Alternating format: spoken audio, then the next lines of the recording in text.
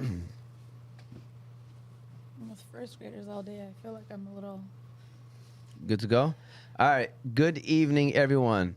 Welcome to Season 2, Episode 24 of MotivateMe313's podcast. We are officially live.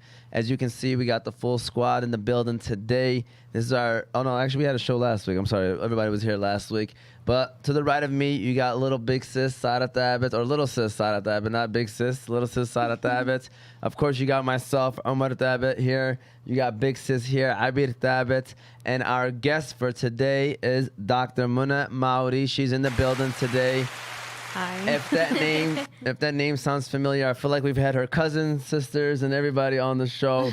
Mashallah, but Salwa Mawari, for those that don't know, she's been on our show a couple times actually. One for her book, and then the second one was really just what was the second one about? We were just talking about, I think it was just about reading and stuff like that, and in general. How to when we published a book? Yeah. I think that's what it was. After she published and how the update and all that. So, but today we have Muna Mawari, and today we're going to be talking about why councils need wards. So we're going to be discussing that topic and everything like that. So before we continue on, we got to make sure that you subscribe to all of our pages. First of all, YouTube, Oz Media. You got Facebook and Instagram and TikTok under Oz Media. You can listen to the show later on Apple and Spotify podcasts under Oz Media. And if you want to call in, if this is a discussion that you are passionate about and you want to share your 2 cents, feel free to call in. I got the phone right here next to me. The number is 313-306-1750. Again, 313-306-1750. We got to give a shout out to the sponsors, the Balkan House, Hanley International Academy, Kahwa House, and BC Adhesives. Just recently, someone asked, where's a great spot to eat that's not Yemeni food? Because I guess they keep on eating Yemeni food.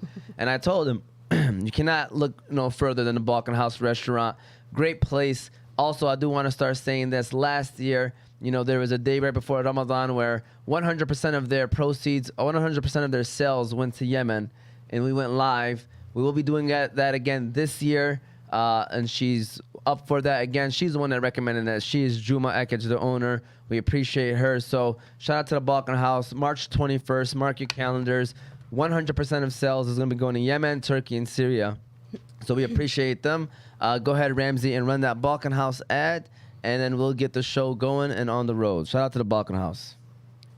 The Balkan House Restaurant. The Balkan House Restaurant is famous for their doner kebab sandwich. But did you know that the Balkan House now serves breakfast? Did you also know that all their food is 100% halal? The Balkan House now also have 2 food trucks, so you can book your next party or event with the Balkan House on wheels. Their Hamtramck location is 3028 Kniff Street, Hamtramck, Michigan. Their Ferndale location is 314 West 9 Mile Road, Ferndale, Michigan. Again, you can book their food trucks for your next party or event. So if you're looking for a nice place to eat with friendly service and great prices, look no further than the Balkan House restaurants. All right, so with that said, Dr. Muna Mawari, first of all, thank you for coming today. We really do appreciate you coming out here. By the way, this was a long time coming, all right? We've been trying to get Muna on the show for I don't know how. I mean, maybe since her sister was on the show, we've been trying to get her on the show. Alhamdulillah, we've been able to do it. Not the first to do it because she's not a professional podcaster, right? But first time doing it live. So first of all, can you tell us a little bit about yourself? What is it that you do and everything in between? First of all, thank you for having me. I'm really excited to be here with you guys. My name is Muna Mawari. I am a Yemeni American.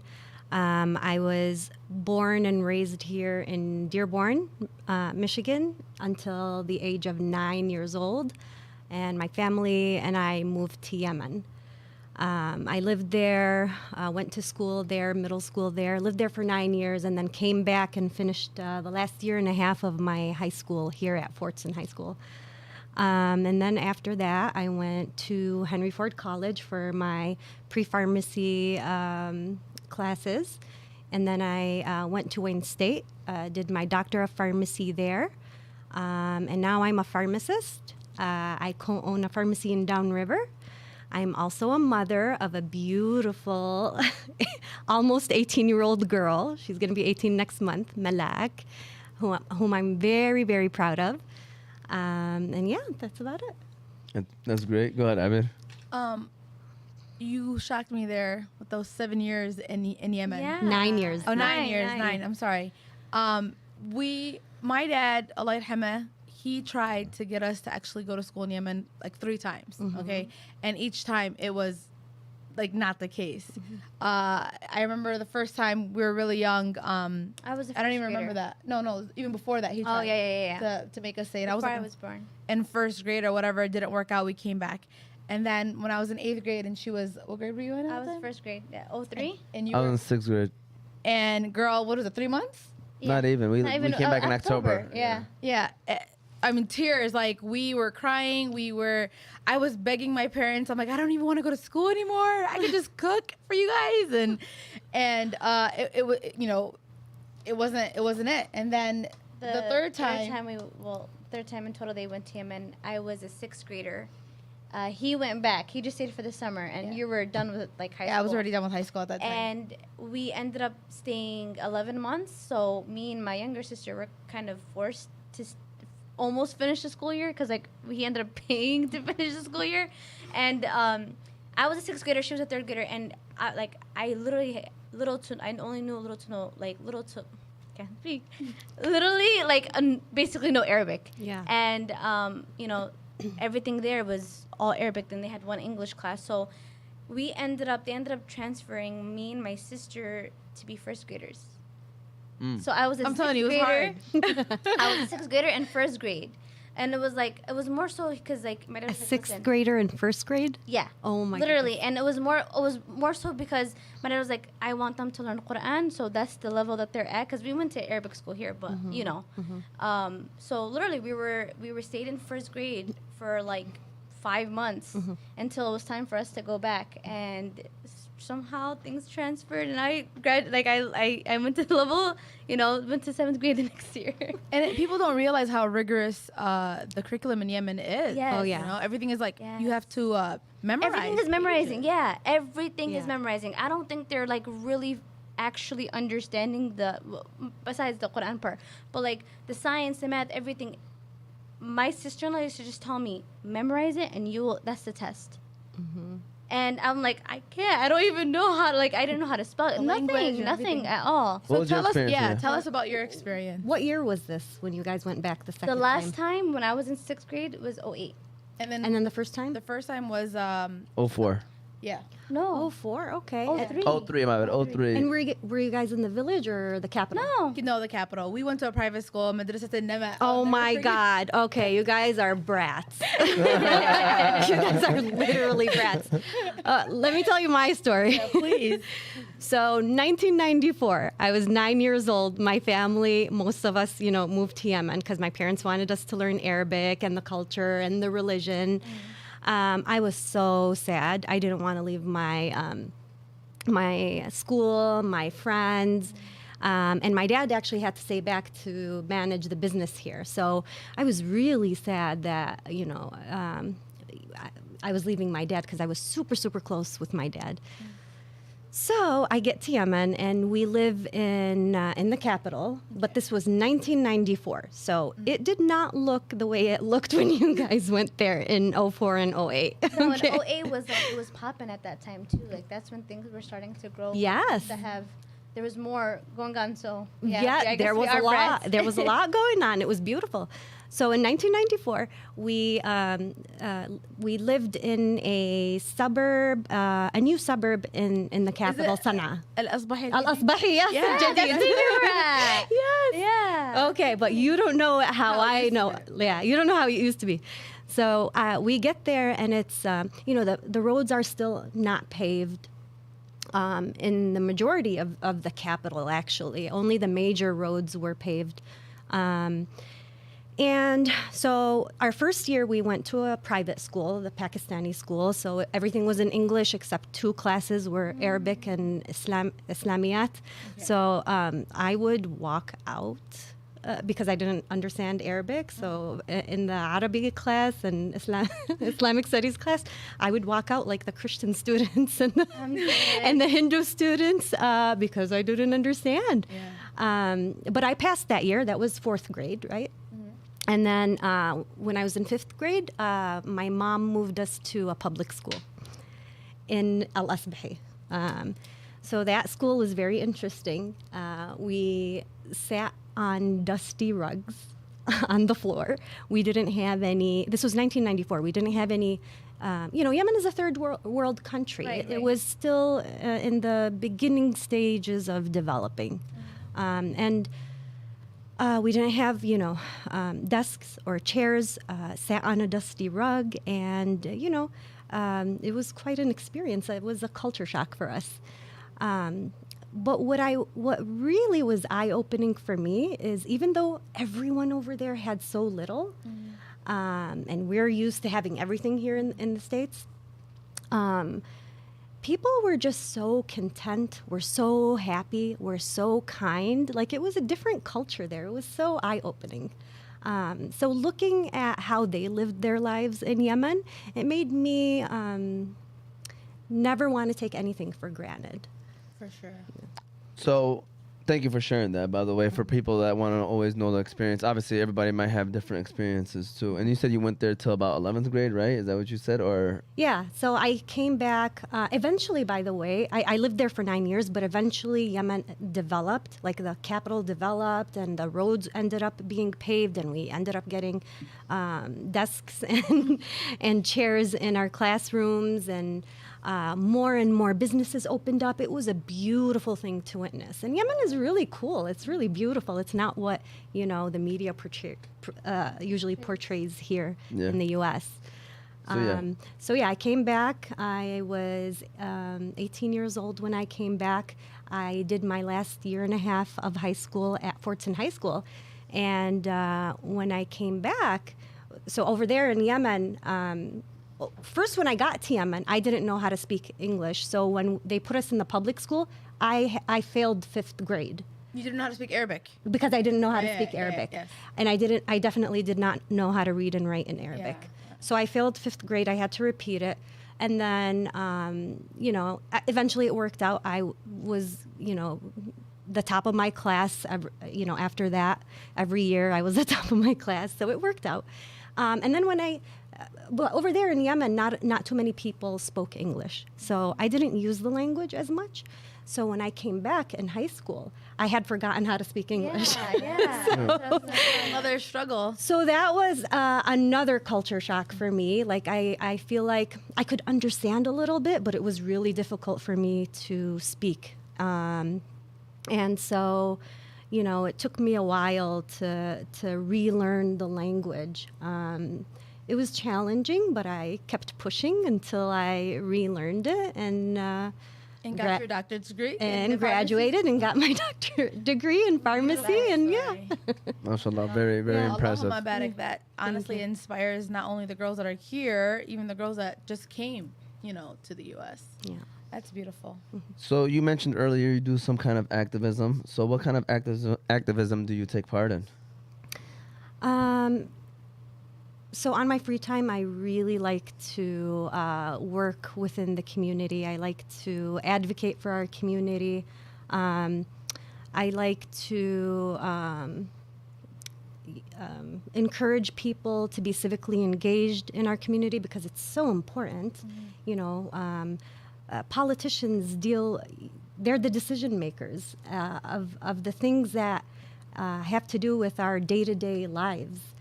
And so it's so important to be civically engaged, to vote, to do voter education. I've worked on a few campaigns, trying to get out the Yemeni vote, trying to get out the Arabi vote, to make sure that our voices are heard and that we have appropriate and qualified representation. Right now, the biggest project I'm working on is council wards or districted elections. So in the city of Dearborn, our charter is currently being revised. So and this is once in every we only get this chance every 12 years.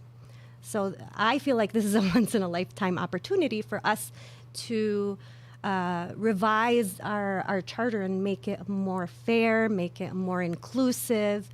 And change the current election system that we have. So currently we have an at-large election system, for the city council and for the charter commission and even for the school board. And what that means is everybody in the city, everyone, gets to vote for the same 7 city council seats and the same 9 charter commission seats. And so what happens is when you have large voter blocks in the city, they tend to dominate and they tend to dictate who occupies those seats. So right now, the city council is made up of 7 seats. 6 of those seats are occupied by people who live in the West End, in Dearborn's West End. And only 1 person lives in the East End, and the South End has no representation whatsoever. Same thing with the Charter Commission. Out of the 9 seats, 8 of the commissioners live in the West End. Only 1 person lives in the East End, and there's no South End representation on the Charter Commission. And that's a problem because it creates disparities. It gives a voice to certain parts of the city and definitely neglects and silences other parts of the city. So we have the West End is overrepresented. All of the elected politicians live in very close from each other, like Proximity. close proximity from each other, in one area in the West End. And so they're overrepresented. The West End is very developed, provides a comfortable living, which is good. But when you look at other regions of the city, the East End and the South End, the difference is like day and night. If you go to the South End, the disparities and the issues and the injustices that they have to deal with on a daily basis are mind-boggling. They have some of the worst roads in the county. They have to deal with air pollution from the corporate polluters. What else? It's just a lot that they have to deal with, and it's very inhumane. And these things are not going to start changing until they have a seat at the decision-making table. They're guaranteed a representative who lives in the South End to represent them. So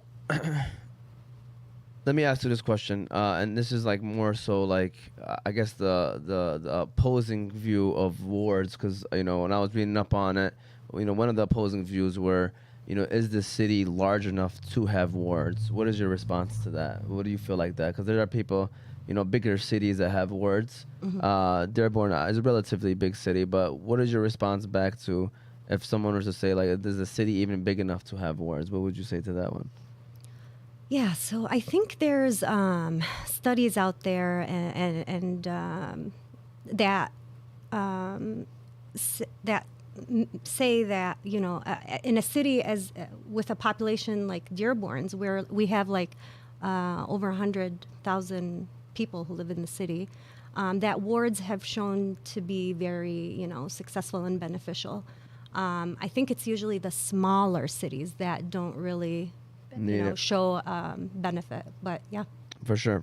So go ahead. Anyone that comes to Dearborn could definitely see the difference. It's not like it's like you were saying before, in the South End there's a lot of manufacturing buildings, and since I've been born, there've been issues with the pollution. Yes. And all that goes with that as well.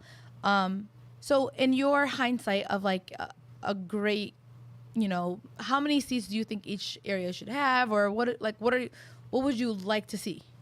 So going back to the pollution, that creates a lot of health problems, and we see cancer rates and asthma rates and COPD rates on a rise in the South End.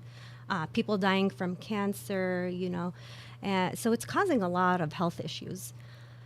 And the people haven't been silent. They've been speaking up. They've been demanding change, but it's and they show up to council meetings. They show up to charter commission meetings. They show up to other city commission meetings, and it's just not yielded the change that they need. What was the other part of your question? What would you like to see? Oh, okay. So what I would like to see is districted elections. So we break the city into wards or districts, smaller wards and districts, right? How many do you think is good for Dearborn? In my opinion, I think 9 would be great. I'm advocating for an all ward system, all districts, no at-large seats. Because what happens when you have at-large, let's say some people say, okay, let's have 3 at-large seats and the rest, maybe 5 districted seats or 4 districted seats. What happens when you do that is, for example, let's talk about the West End as an example. They'll have their maybe 2 districted seats, right? And then they're most likely going to also get the 2 at-large seats. So that puts them in a majority already, which brings us back to square one, inequitable representation. And that's what we're trying to get rid of. So I'm advocating for an all-ward system. Ideally, I think it would be nice to have 9 council seats and 9 charter commission seats, all districted seats. And the reason for that is because I think state law says that the charter commission has to have 9 seats. So in my mind, I'm like, instead of creating 7 districts for council and then 9 different ones for the charter, might as well just do 9 for each. Mm-hmm. It makes the process easier. And so each region of the city, including the South End, the East End, the West End, there's a community in the West End, in the Soda area, that feels very marginalized. They feel like they're not represented well. They feel neglected, and they would like to have a seat at the table as well. Mm-hmm. So this is an issue that does not just affect the South End. Yeah. This is actually, if you think about it, the majority of Dearborners want wards because there's a group in the West End that would prefer it, the East End prefers it, and also the South End prefers it. So I was gonna say, why do those residents feel like they're disconnected from the council? Like, what are some of their reasonings behind that or explanations? So most of the council people don't live in those localized areas. Most of them live in a very affluent area in the West End. Okay. And most of them are either middle class or wealthy, upper class. And so they don't know the day-to-day struggles of the people living in those certain areas. Absolutely. So we want experts from our neighborhoods to represent us. Experts from our neighborhoods who understand the daily injustices, who live the daily injustices. So they know when to, show up and speak up on council, and they know when to follow up when something needs following up, because a lot of times people start talking about an issue and then they forget it. Right. But someone who lives in the area knows, okay, this hasn't been followed up on. We need more work on this. We need you guys to finish this up, or. Yeah. No, it's a great. I love what you're saying, and you're kind of knocking all the points right now, and I'm just wondering, like, every city kind of could use that, to be honest with you. Mm-hmm. A lot of cities that the council, the council typically are living mid to high level income and everything like that, whereas they're not really focused maybe on the area that's probably struggling the most. So more times than not. So to basically sum it up, you're just trying to fight for representation in all of Dearborn. You want it to be obligated. Yes, I want it to be a requirement. Okay. I want everyone to be guaranteed a voice on city council and on the charter commission. And I think I want equity. That's what equity is all about, right? Yeah. The at-large system to me... There you go. The at-large system to me is it's a form of voter suppression. Yeah. Because how many times have you seen people get excited in the South End and East End about certain candidates, and they go out and vote and they're just so excited? But at the end of the day, none of their preferred candidates can win, because there's a larger voter block, on another side of the city They're not set up for success. that dominates. Yes. So this system is rigged against us. It's rigged against minorities. It's rigged against low-income communities who can't raise a lot of money to run a council race or a charter commission race, who don't have access to wealthy donors. And to me, I just want to level the playing field. I want it to be fair. And we have some really talented folks from all over the city.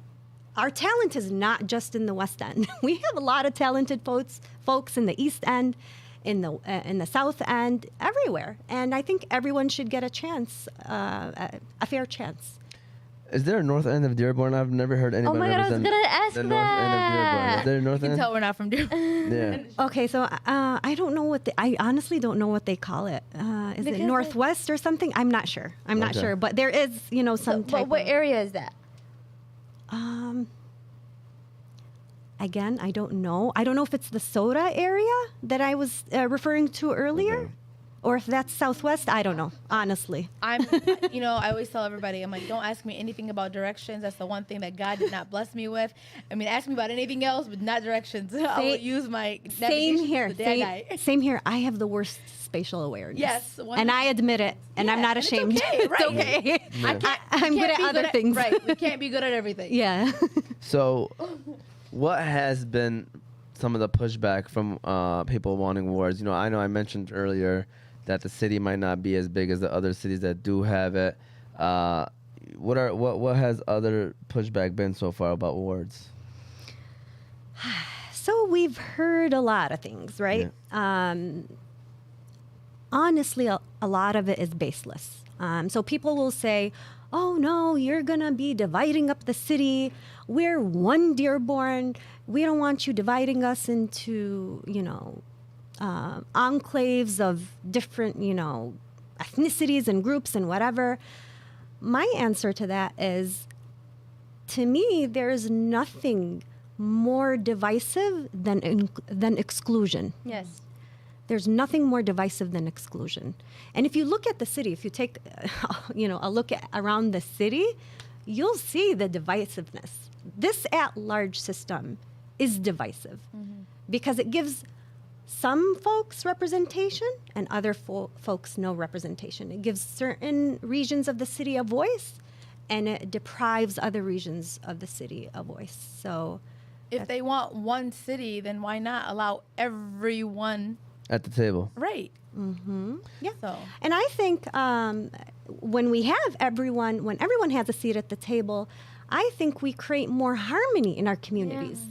I think it's not divisive. It creates harmony in the community. I'd like to hear your responses because, people want to hear what's the other side of it. And so that's why I'm going to ask you another question where, again, reading upon this stuff is like what you want to read and see what are some other pushbacks. So for the crowd that says, why don't these people from these areas like East End or South End vote for their people to become on the council? Like, why do they need wards? Like, why don't they just get one of their people to be on the council? It's not West Dearborn's fault that they got people coming out to vote. Your response would be what to that? Ooh. Like That question has a lot of layers. Yeah. So I mentioned one part is income. The South End is one of the lowest. It's a region with the lowest income in the entire city. So when someone from the South End decides to run, the people who know most about that person, they know their work ethic, they know their advocacy, they know they believe in them and they want them to be their voice. They can't really put in a lot of money into their campaign. And campaigns are very expensive. Mailers cost a lot of money. Advertisements cost a lot of money. Door knockers cost a lot of money.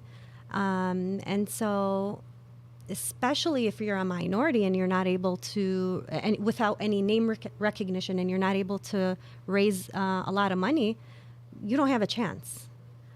Also, some folks say, well, why don't they just vote? Well, in my opinion, at-large systems are a recipe for voter apathy, because when folks come out, when folks from the South End and in the East End come out time and time and time again to vote for the people they're excited about, and they're always rejected by the other side of the city, they can never win, it's frustrating. And so people feel like, well, my voice at the end of the day won't matter. Right. Why would I even waste my time and vote? Right. And these are communities, of immigrants, first and second generation immigrants. A lot of them are, newcomers. They get here and having to start, an entire new life with no established network. So they have to build a network. Some of them work 2 to 3 jobs, and able to provide food on the table for their little ones.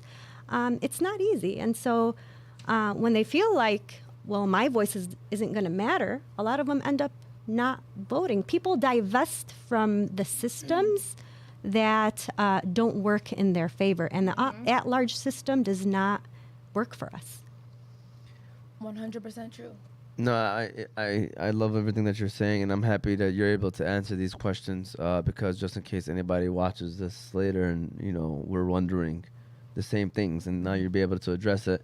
So do you have people in mind? Like, is there like a team that you guys have already are ready to jump into that position if that is allowed? And what's the process like, by the way, to allow wards in Dearborn? What can we do to make this come about? Yeah. Okay, so we're organizing right now. We haven't thought that far about, who's going to run for what. Yeah. First things first is we want the commissioners to vote yes on including wards in the new charter. And we have 3 important deadlines, 3 important dates to keep in mind. The first one, so the Charter Commission has a public engagement survey, which includes a question about whether, whether Dearborn residents want to continue with the current at-large system, or if they want an all-districted system, or if they want a hybrid system, a mix of wards and at-large seats. So the deadline for that survey is March 31st. So I would encourage everyone who lives in Dearborn to find that survey. You can find it on Dearborn Wants Wards page. There's a page on Facebook and a page on Instagram. It's at Dearborn_wants_wards, WARDS. Fill out the survey, circulate it, share it with your family, your friends, your network, and make sure that your voice is heard. If you want wards, make sure that you let them know you want wards. The second important date is going to be April 26th, and that's the second and final ward study session. So there's a specific study session where the Charter Commission is going to invite experts and the public to speak on wards. So that's April 26th. Please show up and please speak up. And where do you want them to show up at, by the way? It's going to be at the Dearborn Administrative Center, usually where the council meetings are. Okay. For the city council meetings are. So that's strictly just for that topic about wards? Yes. Okay. So the entire meeting is going to be about wards. The third deadline is May 3rd, and that's when the commissioners get to vote yes or no on whether they want to include wards in the new charter. And when will that officially, if they vote yes, when will that be enacted? So after that, I'm thinking, maybe they'll have an independent commission draw up the wards and in a fair way, and then it'll be on the ballot with the revised charter is going to be on the ballot in February of 2024. Okay. Yeah. Wow, inshallah, everything works out. Inshallah, ya Rab. And also email the commissioners. If you live in Dearborn and you're really passionate about fair representation and having your voices heard, and you really, really want to effectuate change that'll last for decades, Literally. email the charter commissioners. Email the charter commissioners. Let them know that, wards are very necessary for a fair democracy. Email them and let them know that show up to the study session on April 26th and let them hear from you directly, and make sure you fill out the survey. So people don't realize, like, if wards don't come about, this is a whole nother 12 years of at-large representation where the South End and the East End won't have enough representation, where the things that you're struggling with won't get solved. So this is a big deal. It's a huge deal. Yes. So, wow. It's a really big deal. So, great points, by the way. When is the process of like once you guys, let's say you get approved, right? Who gets voted in, or like how do you get voted in, or are you guys gonna like how that happen? Okay, so if the Charter Commission decides, yes, we're going to include wards in our new charter, maybe an independent commission, breaks up the wards, creates the wards. And so each ward will have people run for a council seat or a charter commission seat to represent that specific ward. And it has to be someone who lives there, lives in that ward. So they'd be keen to the issues and the problems and the injustices that their neighbors are going through every day. And it's not just they hear about them or they drive through the neighborhood, every once in a blue moon. No, they live there. They experience those things every single day. So, they'd have to live there. And so each ward will have, maybe multiple people running for the same seat. And then that ward gets to vote for the person. So no matter what, someone from that place is going to be picked. No matter what, it always has to be somebody who resides there, Right. which is what we want. I just want to say that the city of Dearborn is very, very fortunate to have you here. Yes. Honestly, Ramsey. advocating for that and for everyone, and just making sure that everyone gets, the correct representation. And I just want to say, kind of side note, but kind of even going to our next question.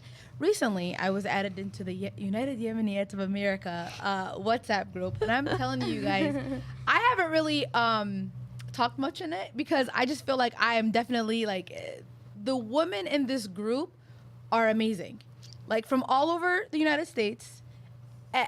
Just the different pushes that they're pushing for mental health, for the wards, just for anything. Also the networking, the different opportunities for professional development. I'm like, what the heck? I did not even know this community even existed, So, mashallah, tabarakallah, I'm so happy to gotten to know you and to be even, I don't even know who added me in there, to even be added in there, it's an honor, So, Before we even give her that question, because there's kind of be like a shift in focus, I want to give a shout out to our second sponsor of today, which is going to be BC Adhesives, our great friends over there in Wisconsin. So shout out to BC Adhesives. We're going to run that ad, and then, yes, we're going to definitely dive into this part right here because I'm looking forward to hearing what Mona has to say about all this as well. So go ahead and BC Adhesives. Let's give a shout out to BC Adhesives. BC Adhesives. You can go to BC Adhesives for all your industrial adhesives needs. They do food packaging, book binding, product assembly, and many other industrial services. So if you are in need of adhesives for your business or having trouble with your current adhesives applications, you can contact them by phone 1-888-679-9825 or go on their website www.bcadhesives.com. All right. So Abir did a great segue into the next question.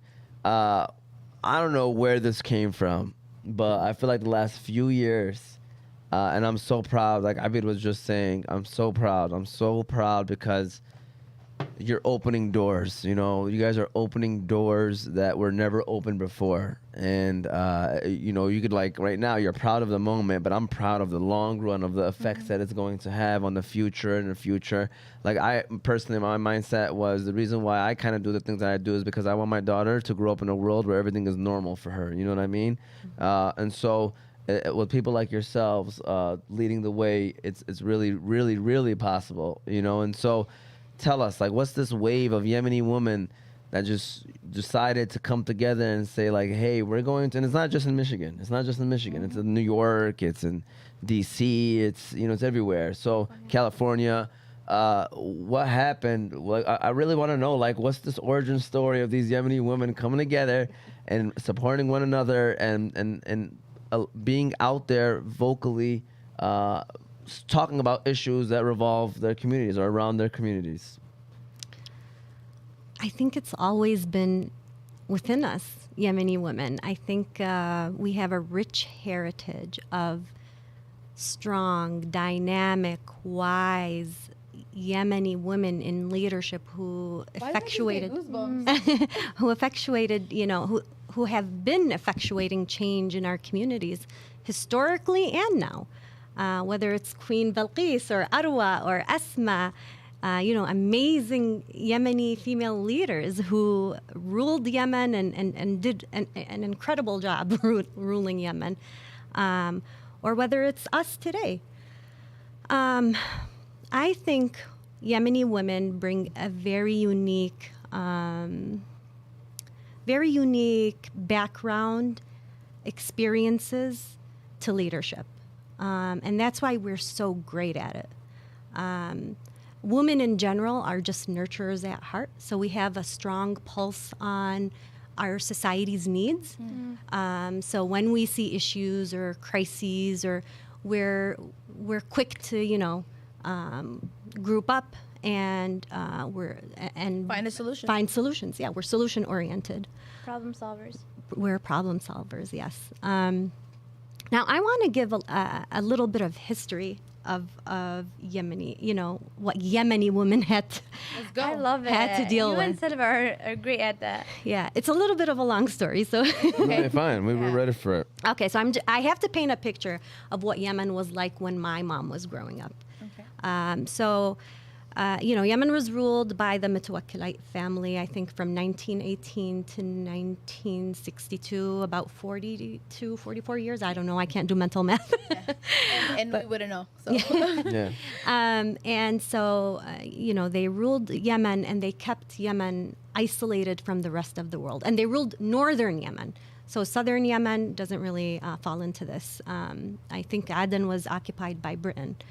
But North Yemen was ruled by the Imam's family, the Mutawakkilites, and they isolated us from the rest of the world. They overtaxed farmers. People lived in poverty. You know, they took the wealth. They overtaxed farmers and took the money and held on to it and just lived a lavish lifestyle. And they didn't invest back into infrastructure, into schools, into the people.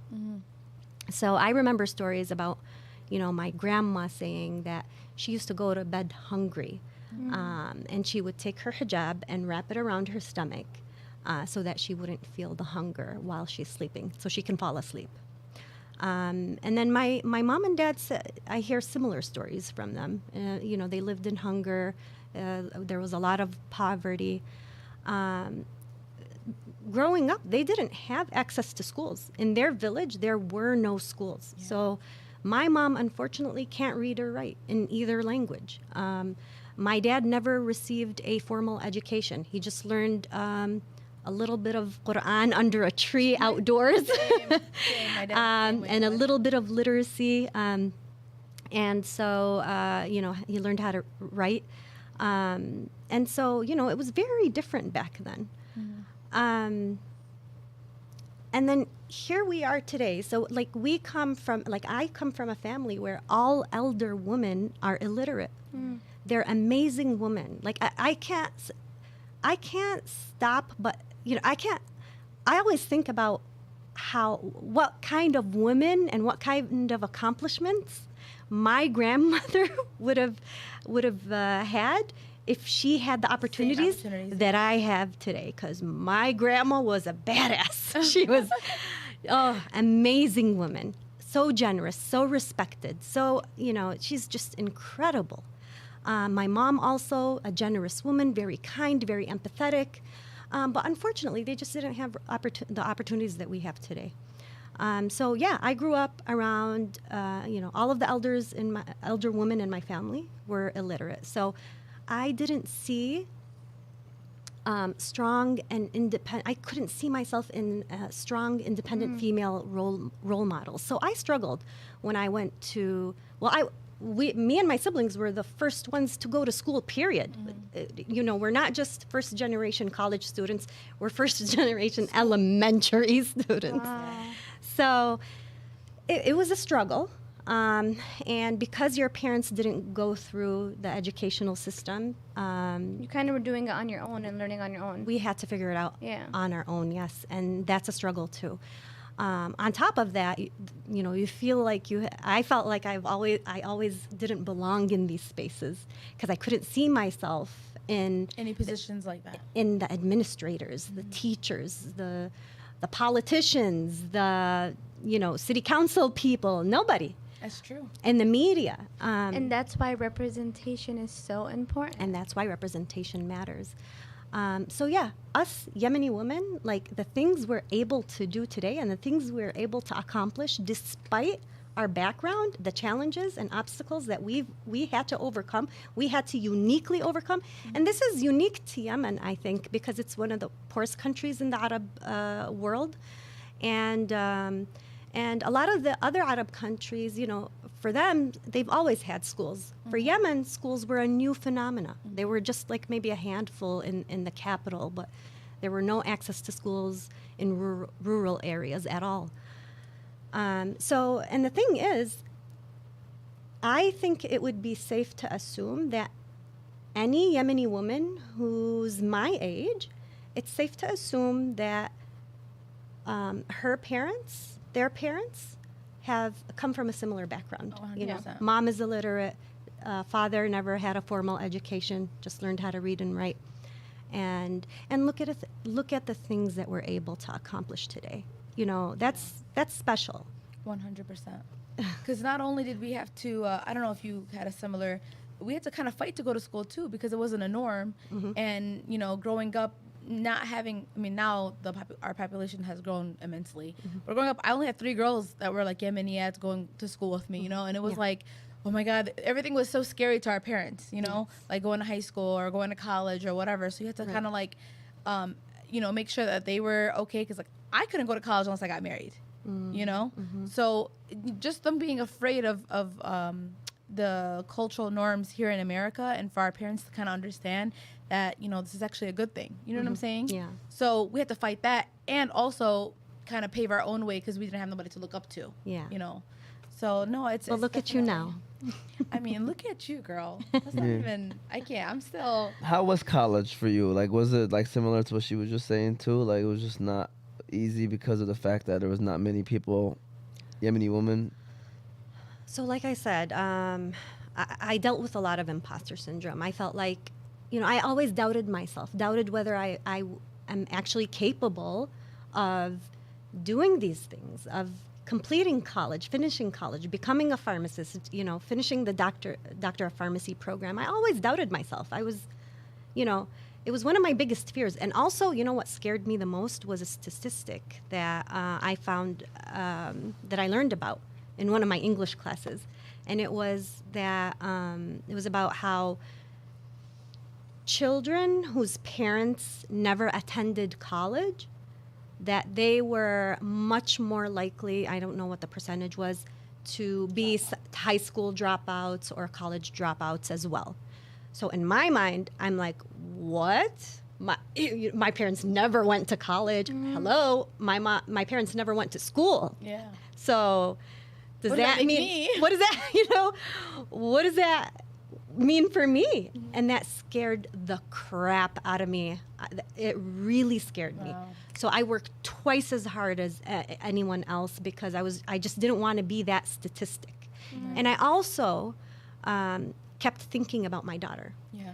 I kept thinking of how difficult it was for me growing up without having that strong female role model in my family. And I really wanted to break the cycle for my daughter. I wanted to make sure that she had someone to go to in me. So I have a question for you. Who was your role model growing up, or your biggest inspiration? My biggest inspiration is my dad. My dad, my father has always been my biggest inspiration. He's my hero. Okay, we have a story. Before you continue talking about him, I just want to share this story real quick. So we went to this Arabic American convention we were invited to, and we didn't know anybody. It was like one of our first kind of, Asmedia was just starting off. And was it you and Omar? Yeah, it was me and Omar during that time. And we walk in, kind of shy. We don't know where to sit. We don't know where to go. And her dad, I'm telling you, he's like, come over here. Come sit with me. Made us feel comfortable. Like he knew us, by the way. Like it was very comfortable, and he invited us over. And 100%. Because, everybody has their little groups and their cliques and their tables. And you don't want to just sit anywhere. Yeah. And mashallah, Ale, like he was, talking about a little bit about his story, about his book that he wrote. And, after talking, we got to know that we kind of knew somebody, So it was great guy, I can just for him to be at that type of event, And he hasn't met you before? No, Never. it was the Until first then? time. Yeah, that was the first time. Oh, this is the first time you hear this story too? Yeah. so we, which eventually led us to meeting Selwa and Mona, because then we ended eventually we ended up joined having- the table. Yeah. Yeah. So That's my dad. My dad has a huge heart. He's an amazing person. I don't know anyone like my dad, and I'm not bragging about him because he's my father. Anyone who knows him knows he's an incredible human being. well, we know that because we've met his daughters as well, and they're incredible people as well. So definitely a great group of individuals as well. So is it just you and Selwa, or you guys got other siblings as well, or? I have 3 other sisters, so we're 5 sisters, and 1 brother. My brother is an electrical engineer at Ford. He's like the smartest one out of all of us. He's amazing. Mashallah, mashallah. So, listen, we've been going right at you with a bunch of questions. Believe it or not, we're kind of reaching the tail end of this all. And you were saying that you were going to be great at this. Look how great you were. You did an amazing job. It's your show. I have stage fright. I admit it. Like I always get nervous. Yeah. Selwa and I'm not used to this. Yeah, for sure. So, with that said, all right, this is called a motivational minute. I kind of talked to you about this the other day. Motivate Me 313 minute. Basically, this is where we want to get advice for people, and IBAID records this, better quality and everything like that. So, my question to you is, what advice do you have for women, or just anybody in general, realistically, who wants to be vocal on issues but is afraid to share their thoughts? So someone that wants to go out and speak up their mind on things but are kind of afraid about backlash or anything like that. What would you tell them? Your voice is unique. Your voice is your power. You can have a million people talk about the same topic, the same issue, the same concerns, but you have to remember that you always bring a unique perspective, especially based on our unique backgrounds, our unique experiences. I might say something that may resonate with her, more, and you might say something about the same topic that may resonate with someone else more. And to Yemeni women, I want them to, Yemeni women or anyone in general, just remember where you come from. Remember who you are. Don't ever forget where you come from, and honor your parents' story. My dad is the most inspirational person to me because of his immigration story. It was a really tragic but inspiring one. And so anytime I go through something difficult, or anytime I hesitate to speak up on an important issue, I remind myself, Muna, remember You're doing it for your ancestors. You're doing it for your immigrant parents, who or the other other immigrants who can't speak the language, can't advocate for themselves. They don't have a voice. You be their voice. You have privileges that they never had, and you have a responsibility to speak up.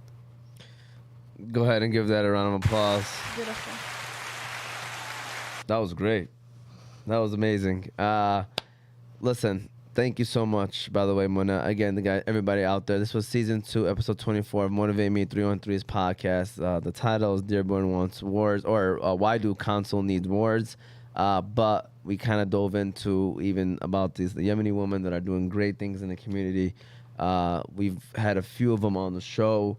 We could go from Samra to Iman to Negwa to your sister Selwa to Najat.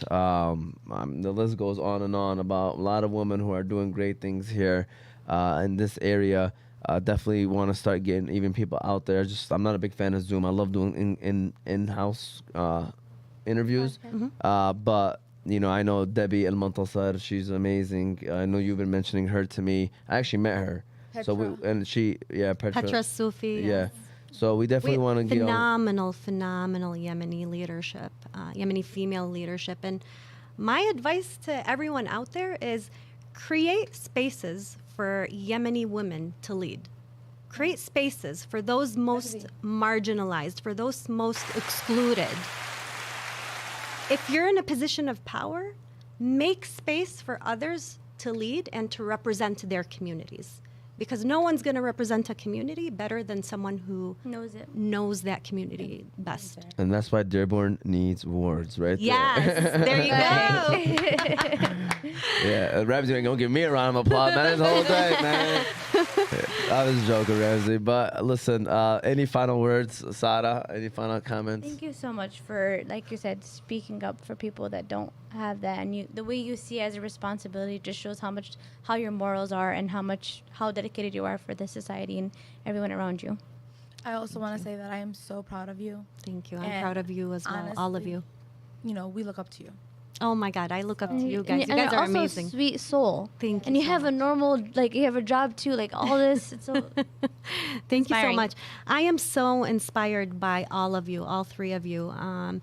Creating the space for Yemeni voices, for Arabi voices, for Muslim voices, for the community, empowering voices from our community. This right here is really special, and the fact that you embrace your sisters and bring them on to the show with you and empower them and uplift them and appreciate their voices is really, really touching. It's really Thank you, and I mean, phenomenal. it's just like you were saying. You have the opportunity. We all figured that it would be a great situation to have them come over here and have these conversations, and also make it comfortable for people like yourself to also come on here and share that conversation as well. So, we appreciate it. Thank you so much. Seriously, we appreciate the whole family. Next time we could get your sister and your dad on the show. about to say that. We can have a I want to meet him too now. It'll be a whole family affair. Tab and Probably Mawari even share show. his immigration story. Oh, that's a very interesting. You know one. what? Believe it or not, that is going to be one of the shows that we have to do, because I was actually talking to Layfullah. This was last year, and someone mentioned to me, is like, you got to bring 2 old school guys that will come on the show and share their story and just kind of share wisdom to the people, the younger generations. And I was like, yeah, we got to make that happen. Mm-hmm. So put that down for sure, that we're going to definitely have to make that happen. All right, Baba, inshallah. you're up next. Yeah, there you go. So we're going to definitely have to give him on a show. Thank you. Any final comments you want to say before we shut? Just we need words in Dearborn. We There need you go. words. Yeah. All right. Let's make it happen. Wait, do you want them to follow or to Yeah, Yes, one yes, last yes. time. One last time. You want to Yes, mention that? please follow Dearborn Wants Wards. On Instagram, it's at Dearborn_wants_wards. Wards is spelled WARDS. On Facebook, it's Dearborn Wants Wards. Fill out the survey. Show up to the study session on April 26th.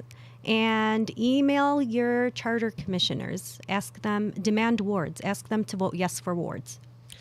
Ramsey, can we just do it one last time? Give this whole show another one last round of applause. Shout out to all the sponsors, BC Adhesives, the Balkan House, Qahwa House, Hanley International Academy. We appreciate them. Also, just want to throw this out there. I didn't do it yet, but Friday, March 17th, is the hamtramck versus Dearborn basketball game. Hopefully, you'll see people like Muna as well, her and her sister and her dad and everybody else. Of course, you'll probably see all of us there as well. It should be another great one. Team Dearborn this year. Chill out. Don't say that out loud. We're going to have people hating you, Hey, Sada. I'm going to be rooting for my people. I'm Yeah, sorry. for sure. I'm No, you gonna definitely root can't. for whoever wins because I'm a sore loser. I wanted them to win. I wanted them to win the whole time. I mean, at the end. Hamtramck won last time, right? Yeah, they did. And I was on their side. Okay. 'cause I was still Is living Ivy there. playing with Yeah. Oh, so you know what? I'm gonna, since my brother is on the hamtramck team, I'm definitely going to support them. Oh, you're playing this time? No, No, but I did. our- Oh, I I did, did. yeah. Okay, I'm okay. just emceeing. I'm not playing, Oh, but okay. it should be fun. It's 35 and older for those that are watching. But oh, wait a second. Why? No, the rules. You gotta be 35 and older in a specific league that they're already in. But yeah, looking forward to that. It should be another great event. Thank you for those that are watching or that will eventually watch. We hope that you learned something. We hope that you enjoyed this show. We'll be back again next week, similar time, 6 o'clock on Tuesday. Looking forward to that. We hope you have a great one. Be safe. Take it